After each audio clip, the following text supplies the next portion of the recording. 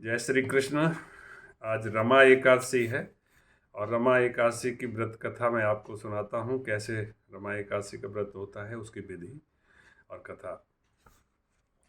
युधिष्ठिर महाराज ने पूछा कि जनार्दन, मुझ पर आपका स्नेह है तो कृपा करके बताइए कि कार्तिक के कृष्ण पक्ष में कौन सी एकादशी होती है। भगवान श्री कृष्ण बोले कि राजन, कार्तिक के कृष्ण पक्ष में रमा नाम की विख्यात और परम कल्याणमयी एकादशी होती है और यह परम उत्तम है और बड़े बड़े पापों का हरण करने वाली है। पूर्व काल में मुचकुंद नाम के एक राजा विख्यात हो चुके हैं, जो भगवान श्री विष्णु के भक्त और सत्य प्रतिज्ञ थे। अपने राज्य पर निष्कंटक शासन करने वाले उन राजा के यहाँ नदियों में श्रेष्ठ चंद्रभागा कन्या के रूप में उत्पन्न हुई। राजा ने चंद्रसेन कुमार शोभन के साथ उसका विवाह कर दिया। एक बार शोभन दशमी के दिन अपने ससुर के घर आए और उसी दिन समूचे नगर में पूर्ववत ढिंढोरा पिटवाया गया कि एकादशी के दिन कोई भी भोजन ना करे। इसे सुनकर शोभन ने अपनी प्यारी पत्नी चंद्रभागा से कहा कि प्रिय, अब मुझे इस समय क्या करना चाहिए, इसकी शिक्षा दो। चंद्रभागा बोली कि प्रभु, मेरे पिता के घर पर एकादशी के दिन मनुष्य तो क्या, कोई पालतू पशु आदि भी भोजन नहीं करते। प्राणनाथ, यदि आप भोजन करेंगे तो आपकी बड़ी निंदा होगी। इस प्रकार मन में विचार करके अपने चित्त को दृढ़ कीजिए। शोभन ने कहा, प्रिय, तुम्हारा कहना सत्य है, मैं भी उपवास करूंगा। दैव का जैसा विधान है वैसा ही होगा। भगवान श्री कृष्ण कहते हैं कि इस प्रकार दृढ़ निश्चय करके उसने शोभन ने व्रत के नियम का पालन किया, किंतु सूर्योदय होते होते उनका प्राणांत हो गया। राजा मुचकुंद ने शोभन का राजोचित दाह संस्कार कराया। चंद्रभागा भी पति का पारलौकिक कर्म करके पिता के ही घर पर रहने लगी। नृपश्रेष्ठ उदर शोभन इस व्रत के प्रभाव से मंदराचल के शिखर पर बसे हुए परम रमणीय देवपुर को प्राप्त हुए। वहां शोभन द्वितीय कुबेर की भांति शोभा पाने लगे। एक बार राजा मुचकुंद के नगरवासी विख्यात ब्राह्मण सोम शर्मा तीर्थ यात्रा के प्रसंग से घूमते हुए मंदराचल पर्वत पर गए। वहां उन्हें शोभन दिखाई दिए। राजा के दामाद को पहचान कर वे उनके समीप गए। शोभन भी उस समय द्विजश्रेष्ठ सोम शर्मा को आया हुआ देखकर शीघ्र ही आसन से उठ खड़े हुए और उन्हें प्रणाम किया। फिर क्रमशः अपने ससुर राजा मुचकुंद, प्रिय पत्नी चंद्रभागा तथा समस्त नगर का कुशल क्षेम पूछा।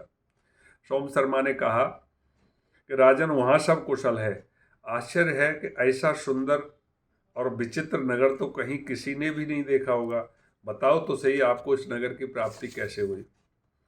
शोभन बोले कि द्विजेंद्र, कार्तिक के कृष्ण पक्ष में जो रमा नाम की एकादशी होती है, उसी का व्रत करने से मुझे ऐसे नगर की प्राप्ति हुई है।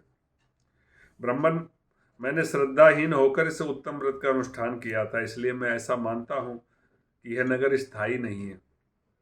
आप मुचकुंद की सुंदरी कन्या चंद्रभागा से यह सारा वृत्तांत कहिएगा। शोभन की बात सुनकर ब्राह्मण मुचकुंदपुर में गए और वहां चंद्रभागा के सामने उन्होंने वृत्तांत कह सुनाया।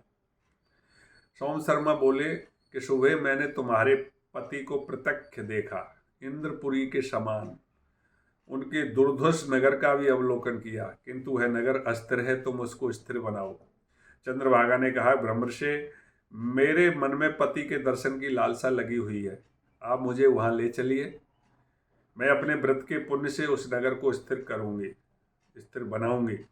भगवान श्री कृष्ण कहते हैं कि राजन, चंद्रभागा की यह बात सुनकर सोम शर्मा उसे साथ ले मंदराचल पर्वत के निकट वामदेव मुनि के आश्रम पर गए। वहां ऋषि के मंत्र की शक्ति तथा एकादशी सेवन के प्रभाव से चंद्रभागा का शरीर दिव्य हो गया तथा उसने दिव्य गति प्राप्त कर ली। इसके बाद वह पति के समीप गई।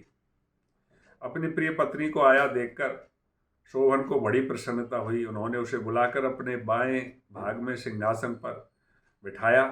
तदनंतर चंद्रभागा ने अपने प्रीतम से यह प्रिय वचन कहा कि नाथ, मैं हित की बात कहती हूँ, सुनिए। जब मैं 8 वर्ष की अधिक उम्र की हो गई, तब से लेकर आज तक मेरे द्वारा किए हुए एकादशी व्रत से जो पुण्य संचित हुआ है, उसके प्रभाव से यह नगर कल्प के अंत तक स्थिर रहेगा तथा सब प्रकार के मनोवांछित वैभवों से समृद्धशाली रहेगा। नृपश्रेष्ठ, इस प्रकार रमा एकादशी के व्रत के प्रभाव से चंद्रभागा दिव्य भोग, दिव्य रूप और दिव्य सिंहासनों, दिव्य आभूषणों से विभूषित हो अपने पति के साथ मंदराचल के शिखर पर रहती है, विहार करती है।